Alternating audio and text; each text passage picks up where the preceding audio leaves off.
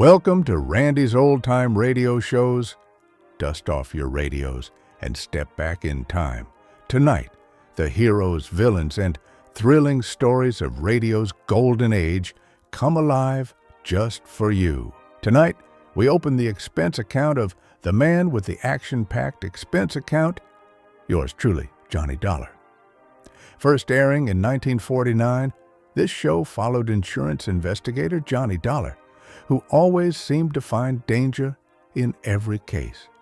What set it apart was its clever use of itemized expenses to tell the story.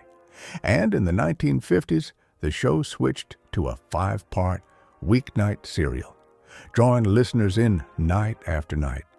So settle in and check those receipts, because every clue and every dollar counts. It's time now for Edmund O'Brien as... Johnny Dollar. Hello, Dollar. This is Carter down at Tri-State Insurance. Yeah, I've heard of it. How are you, Bill? Fair. Listen, we have a vice president down here who has an idiot cousin selling insurance for us in New York City. Well, he's done it again. Did you call me for advice or sympathy? He just sold a $15,000 policy covering a pair of antique pistols for the trip from here to a fire in Boston. Well, some of those old weapons are worth it. Well, these must be. That's why I want you to see that they get there. According to this Leonard Bonney, who brought the pistols this far from England, somebody tried twice to steal them. That we learned after he bought the policy. Take the job? Okay, Bill. And when can I talk to this Bonney? He's at the doctor's, but he'll be back in my office in an hour. Doctor's? Yeah. The last time the thugs jumped him, they put a knife through his arm.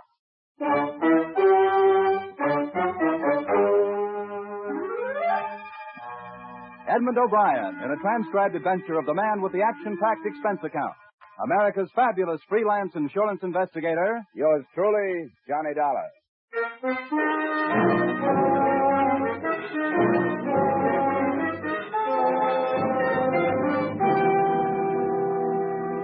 Expense account submitted by Special Investigator Johnny Dollar to Home Office Tri-State Insurance Company, Hartford, Connecticut.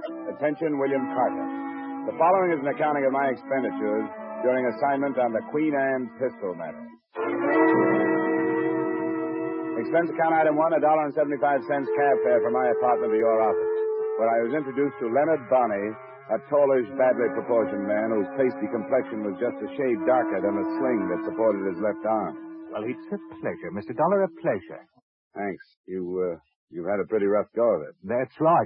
And it's the truth that I'm glad to see somebody else taking the responsibility. You might tell Mr. Dollar about these attacks on you. Oh, yeah, I'd be happy to, Mr. Carter. The first time was in Liverpool before I boarded ship to come across. They came out from between two buildings near the wharf, 3 of them. They handed me a whack on the bean, and that's the truth. And before they could lay another hand on me, I raced off. Did you have the pistols with you? Oh, no. And I didn't have them in New York when another gang attacked me. They almost killed me with that knife. The pistols are here, Dollar. Would you like to see them? Yeah, I would. Here, I'll open the case. The box he opened was leather-bound and satin-lined. 2 pistols nestled in it, graceful flintlocks with 10-inch forged barrels upon which were engraved a coronet and a name so faint that I couldn't make it out. They're from the 18th century. They're worth £10,000 as a collector's item. Where do they go? Oh, to an antique gun shop, 272 Medford Street in Boston. Proprietor's name is Arthur Worthing. He's a British chap. He wears spectacles. You'll recognize him. Will you be coming with me? Me? I don't think no. I've had enough. I'll stay here and wait word from Mr. Carter that the pistols have got there safe. Oh, no. I've had enough.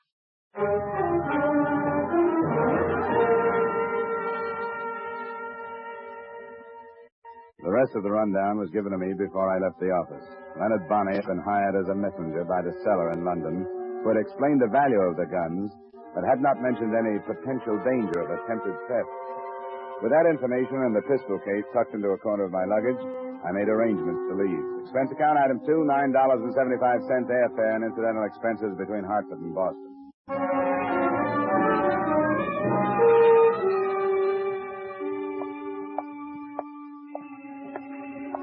The address on Medford Street that Bonney had given to me was on the fringe of the retail district. There was a sign, and there were a few dusty weapons in the window. Good day, sir. Hello, are you Arthur Worthing? Yes, I am. My name's Dollar. I've been hired by the tri-state... Mr. Bonney telegraphed me to expect you. The package, sir. I see you have the package. Yeah, I have it. This is a day I have long anticipated, sir. There. 2 masterpieces from the shop of James Freeman, Norwich, circa 1705. Sir, are you a fancier of arms? Nothing antique. Oh, that's a pity, sir, a pity. Fascinating study. These pistols have quite a remarkable history. Fashioned during Queen Anne's reign and gave service during one of Europe's blackest eras. Yeah, they're pretty. But I like mine with less history and more shocking power. As might be supposed, sir, the English gunsmiths prospered during those stirring times, profiting by the constant demands for muskets and pistols to supply the good Queen's armies in Flanders. Ah, is that right? Well, I have a paper for you to These sign. weapons, sir, rode through the campaigns at the belt of an officer raised near Norwich. And if the truth were known, sir, more than one murder has been committed not only by them, but because of them. Tell me, sir, were you followed? Not that I know of. If I could get your signature on this release, Just a moment, young man. I believe that the assurance policy purchased by Mr. Bonney is in effect until the pistols rest in the possession of the purchaser. Is that not correct? You're not the buyer? Well, unfortunately, sir, a price of $20,000 is a great deal too dear for me. Well, who is it then and where? Mr. and Mrs. Jack Rollins' bride. Bride. Okay. Address? Yes, I've jotted down for you. Just a moment. 8 Victoria Drive. There you are. The large dress on the left flank as you approach it from the east. I think I can find it. Now give the Pister's bride and tell them that either Mr. Bonney or myself will contact them at the earliest opportunity. All right, I'll get back to you by phone.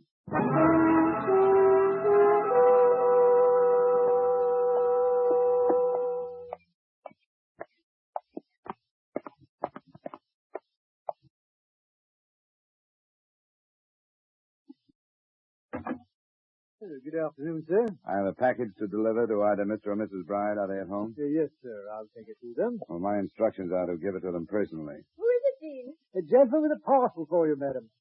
A parcel? My name is Dollar. Are you Mrs. Bride? Yes. Well, here are your pistols. For Mr. Worthing. But come in. Mr. Worthing, I don't understand. Well, maybe your husband knows about it. Yes, perhaps that's... Oh! Oh, no! Madam! What's the matter? You can't. You can't. What's the matter, Mrs. Bride? Sheriff! Oh, heavens, Miss Carroll, what's the trouble? Who is this man? Oh. Take Mrs. Bride to her room, dear. No, Jack. I want to know. What does it mean, Jack? What does it mean? Be quiet, Estelle. I'll take care of this. Come along, Mrs. Bride. I'll help you to your room and get you a bromide. Now, what do you want? No, I don't want anything but your signature on this paper, acknowledging your receipt of the pistols described therein. You'll get no signature from me. Here, let me see that. Hey, watch it, will you? Leonard Bonney. He's here in America. That's what he said his name was. I brought the pistols from Hartford to a man named Arthur Worthing. He sent me to you. Who's Arthur Worthing? I took it that you knew one another. He's a dealer in antique weapons. Yes, of course. Get out of here. Take this fake form and take your pistols.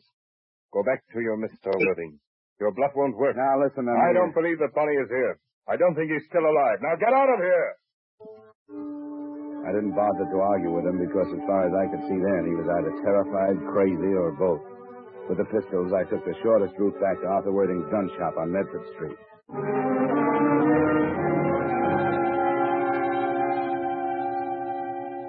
I should have saved myself the anger I'd built up to let go at Worthing. The place was not only locked, it was empty of antique weapons.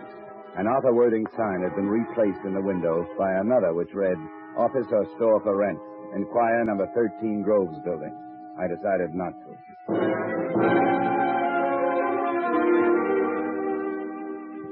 Expense account item 3, 70 cents. Day letter to Tri-State reporting my lack of progress. And expense account item 4, same as item 2, transportation back to Hartford. My phone was ringing when I unlocked the door of my apartment at 10 that night. Johnny Dollar. Bill Carter, Johnny. Did I interrupt something? Yeah, I just got in. Just came through the door. That's crazy business in Boston. What do you make of it? Well, the man called it blackmail, so I guess that's what it is. But what reason there was for using me, I don't get, unless they figured Bride would get violent. I've been trying to reach that Bonnie. He left a phone number. Huh. What'd you get, the city pound? No, some woman with an accent so thick we can't understand each other. Oh, forget it. Bonnie just made it up. He was lying on his teeth about everything. Do you have the pistols? Yeah, but not for long. I'm bringing them down to your vault in the morning. Good. Stop by my office. Aren't you curious about this thing? No, not even intrigued. I don't want any part of it. That was only half true. I didn't want any part of it, but I was intrigued. Later, after a shower and over a highball, I took the pistols out of their case and looked them over. Except for the possibility that they were the tools of blackmail, I could find nothing to make them worth $20,000. But under a strong light, I did make out the name engraved on the barrel that I hadn't been able to read before. It was Bride, as in Mr. and Mrs. Jack Rowland's Bride. And the date behind it was 1704. I wondered what there was about something out of the 18th century that could send a 20th century woman into hysterics.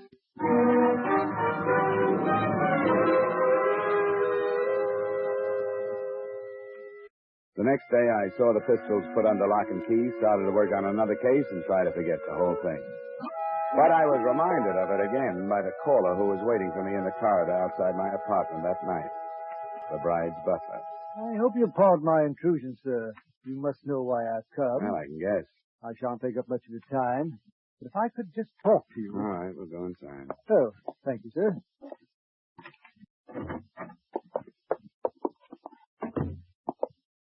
Sit down. Yeah, I'll stand, sir.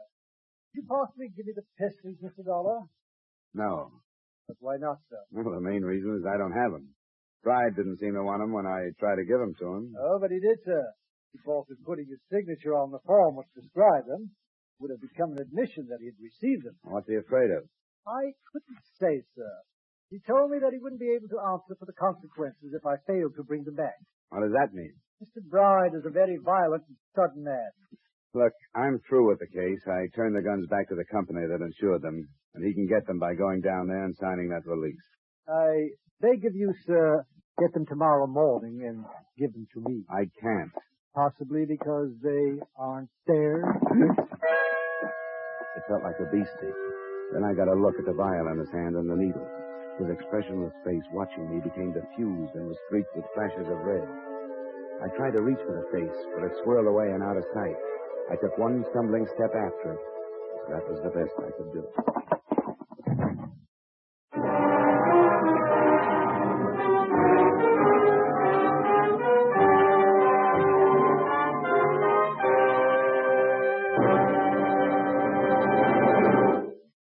We will return you to the second act of yours truly, Johnny Dollar, in just a moment. But first, we Americans have a valuable heritage. A heritage of individual freedom that includes the freedom to worship as we wish at the church or synagogue of our own choice. By attending church regularly, we can gain the moral and spiritual strength to meet the many problems which confront us today. Help support your church and attend regularly with your family. Now with our star, Edmund O'Brien, we return you to the second act of yours truly, Johnny Dollar.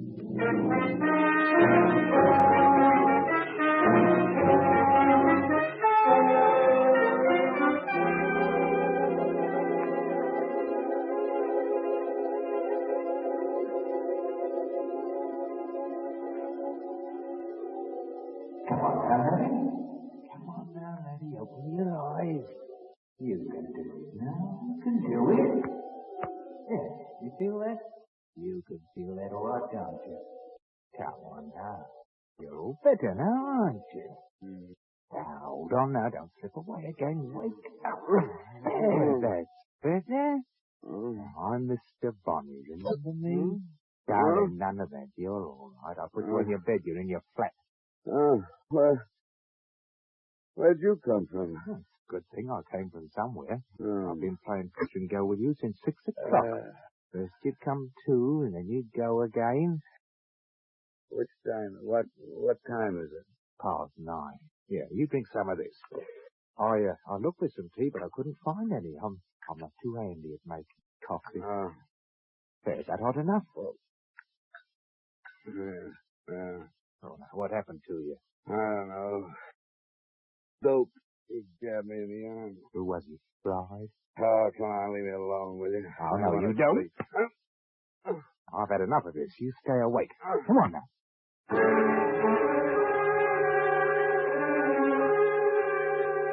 That treatment went on for another 45 minutes. That and the coffee. From the bed, I could see that my apartment had been torn to pieces. I was too sick to be angry about it. When I could sit up and put my feet on the floor, I realized without surprise that Bonnie's arm was no longer in a sling. In fact, there was a Webley automatic in his hand. Oh, that. Well, the surgeon said I wouldn't need the sling anymore. Oh, you are a lying... Now, stand up now. Come on. Did he get those pistols? Oh. Bride. Whoever it was tore up your flat looking for them. No, he didn't get them. And you aren't going to get them either. Oh, yeah, now, you got a net on your shoulders. You use it. Where are they? You'll have to do more than wave that automatic around to get them. They're in a vault downtown. What do you want? A share for yourself? Look, it was your idea to insure those things. Bride wouldn't receive them, and the company wants to protect them until he does. You must have known that. Why did you insure them? Well, it was Worthing's plan. I told him it was too tricky. You're in a fine mess now. I've got to take you to him. Why? I can't do anything. Don't you ask so many questions. You just come along.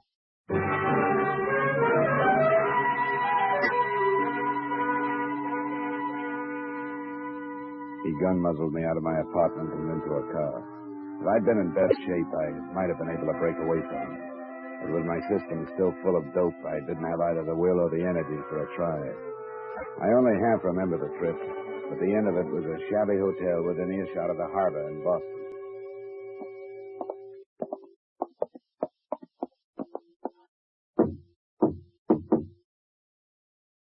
It's Bonnie.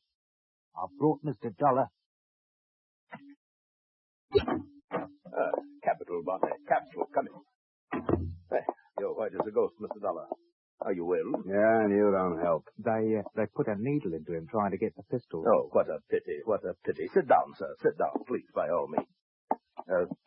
Did they get them? Well, he says no, and if he's telling the truth, we're in a mess.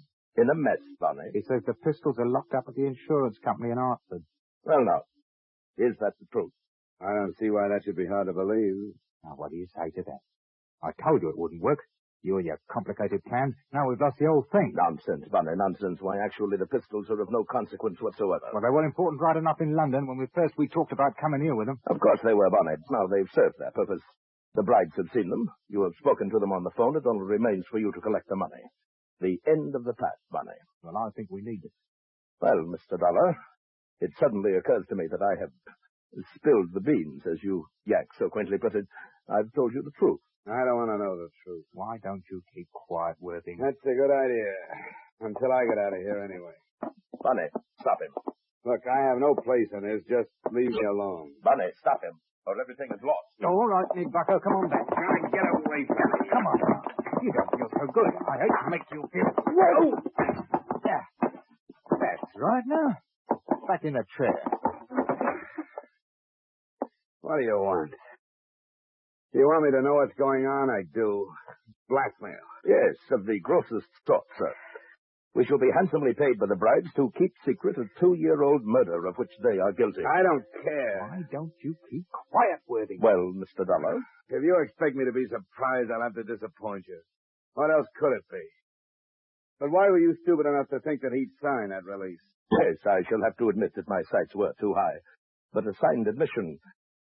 It was such a devilishly clever scheme, I was forced to have a try at it. And why keep me involved in it? Because you are the witness, so to speak. Now be patient, sir. After being dragged into the lives of people I don't know and don't want to know, after being drugged and knocked around by your gunman? Enough of that. And now, Bonnie, the hour to strike has come. I will meet the brides. Here. Oh, by the way, let me have your Webley. What about me? You, at the same time, will be at the bride residence waiting for them to return and make the initial payment of our $20,000. The contest is won, Bonnie. I hope you're right, Worthing. It's been a long one. Yes, it has. A splendid quest.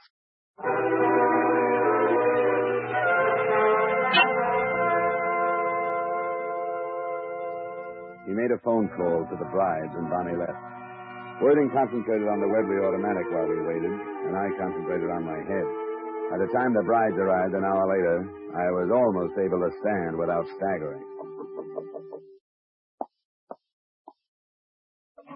Well. Mr. and Mrs. Bride, late of knowledge. Our paths at last crossed. Please come in. I am Arthur Worthing. You don't know me, but I assure you that you will. Oh, you remember Mr. Dollar? Yes. We should hardly forget him. You're not alone there. I'm afraid I have most distressing news for you, Mr. and Mrs. Bride. I shall be unable to make deliveries since Mr. Dollar has gained possession of the pistols and steadfastly refuses to part with them. He is a veritable thorn in my side.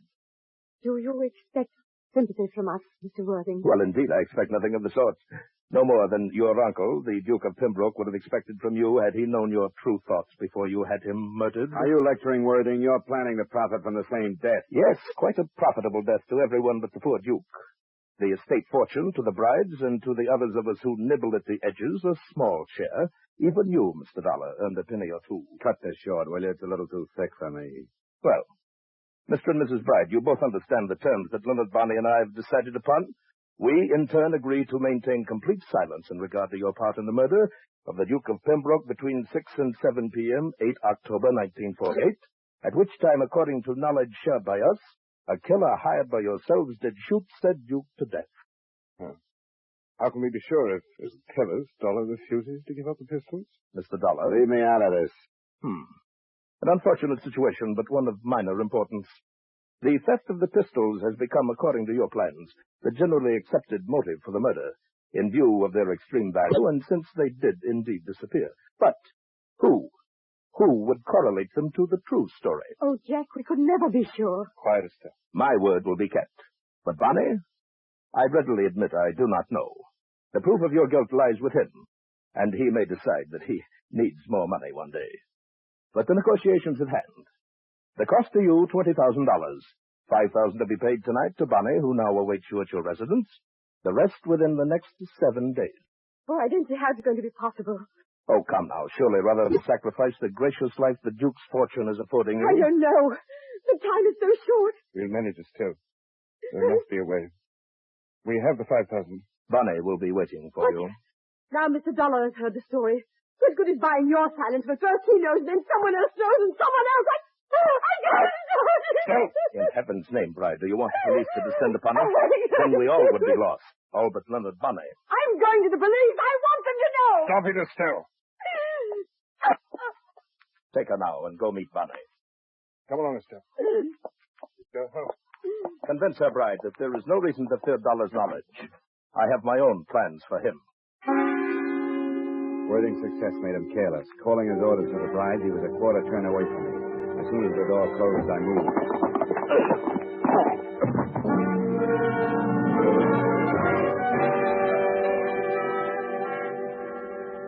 As far as I was concerned, it was the toss-up between being a good citizen and phoning the police or using my head and leaving.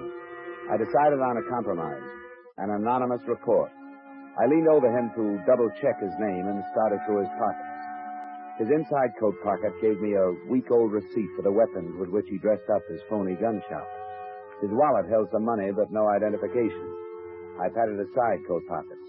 They were cluttered with the usual men's debris and nothing else.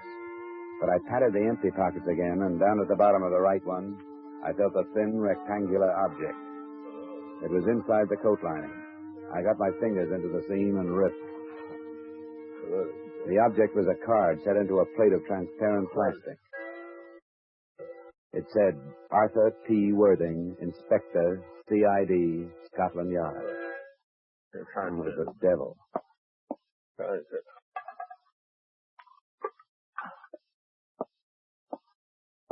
Hey, Inspector Worthing. I say that was rather... Here, try some of this. Thank you.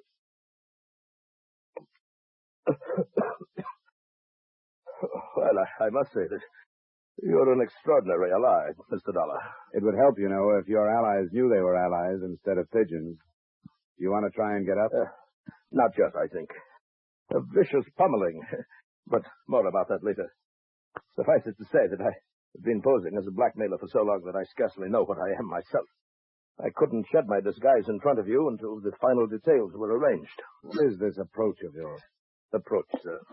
This crazy scheme. Here, come on, take my hand. Thank you. Not crazy, sir. Intricate, perhaps, but I did obtain a confession, didn't I? With you as a witness. During the investigation in England, no effort was enough to swerve the brides from their story of their murder. I had to turn criminal to meet them on a common level and gain the truth. And did you have in mind stopping the brides before they commit another murder or after? That's an odd question, sir. Oh, no, not since this is making sense. Not since you baited Bride with the idea that Bonnie is the only one that could prove them guilty of murder. Impeccable truth, Mr. Dollar, since it was Bonnie they hired to commit that crime. If the brides were apprehended at the scene immediately after they had murdered that miserable little cutthroat known as Bonnie, well, then, they'd be hard-pressed to find a valid reason for not confessing to the original murder of the Duke, would they not now? I think you softened the wife up to the point where she'd spill. Yes, by Jove, I believe you've hit the nail squarely on the head. We'll phone the police to go there. I think you hit the same nail on the head when you palled up with Bonnie and talked him into coming over here with blackmail in mind. Yes, you're right. This has been a personal matter. The Duke of Pembroke was my friend. As I said, nothing could be done in England, so here I am. Unofficially, of course. I suggest now that I phone the police, don't you?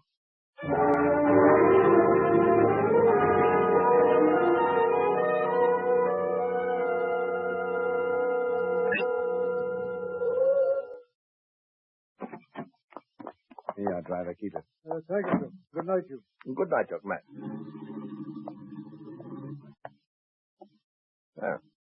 No sign of the police, Dollar. They'll arrive quietly. We'd better get up to the house.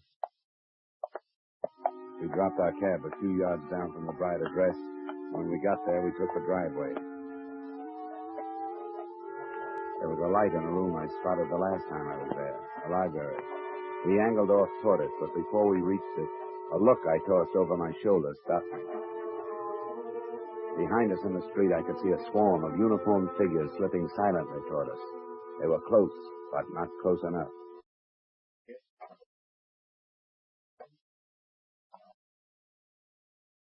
Now, Pride, look, don't do it.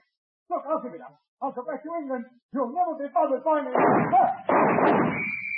Talbot, take 3 men and cover the rear. All right, come on, you guys. Let's go this way.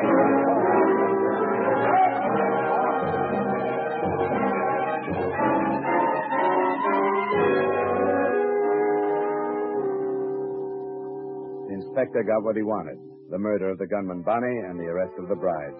Justice is supposed to move in straight, formal lines. When that kind misfires, I guess it's cricket to go devious. He brought a victim as well as a motive clear across the Atlantic to set up the playoff scene. Expense account item 5, same as number 2, transportation back to Hartford. Item 6, miscellaneous. You'll have to admit I deserve something for what I went through. $150. Expense account total, $365.35. Yours truly, Johnny Dollar.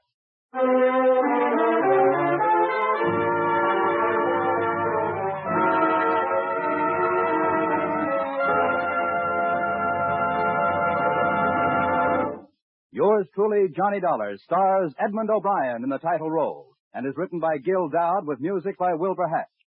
Edmund O'Brien can soon be seen in the Paramount Pictures production Warpath.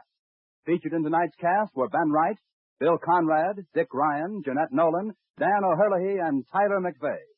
Yours truly, Johnny Dollar, is transcribed in Hollywood by Jaime Del Valle.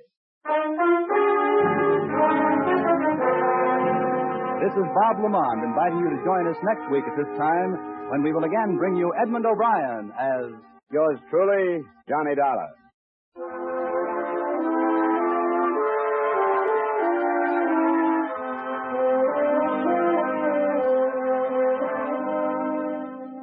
Every Saturday night, Americans from coast to coast play Sing It Again. Do you? Well, if you don't know the fun and excitement you're missing. Not to mention radio's largest cash award if you can name the Phantom Voice. There's music on Sing It Again. Music with Alan Vale, Bob Howard, Judy Lynn, the Riddlers, Ray Block and his orchestra. There are contestants from all over America, phoned by Dan Seymour. And there are prizes. Prizes galore, plus that special jackpot prize we mentioned earlier. So stay at home. Play at home on Saturday nights when over many of these same CBS stations, Dan Seymour says it's Sing It Again. Stay tuned now for Von Monroe's Caravan, which follows immediately on most of these same CBS stations.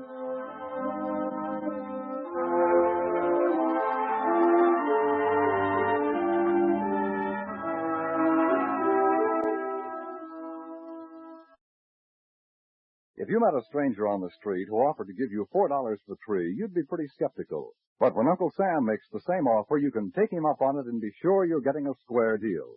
By investing your money in United States savings bonds, you'll get that extra dollar profit when the bonds mature. Buy your bonds through the payroll savings plan where you work or the bond-a-month plan where you bank. This is CBS, the Columbia Broadcasting System.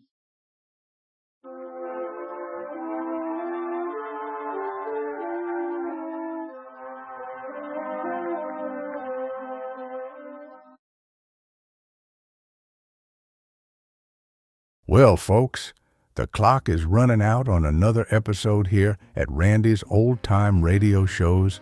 Before we fade to black, remember, Randy spends hours each day scrubbing away the static and polishing every episode to ensure these treasures sound close to what they did decades ago. But it's not always easy or possible. Trying is time-consuming. If you appreciate this channel and the work being done, consider tossing a few coins in the hat via the links below or that QR code on your screen. Your support is the fuel that keeps these reels spinning. Thanks for stopping by. Keep the dial tuned to the past. Until next time.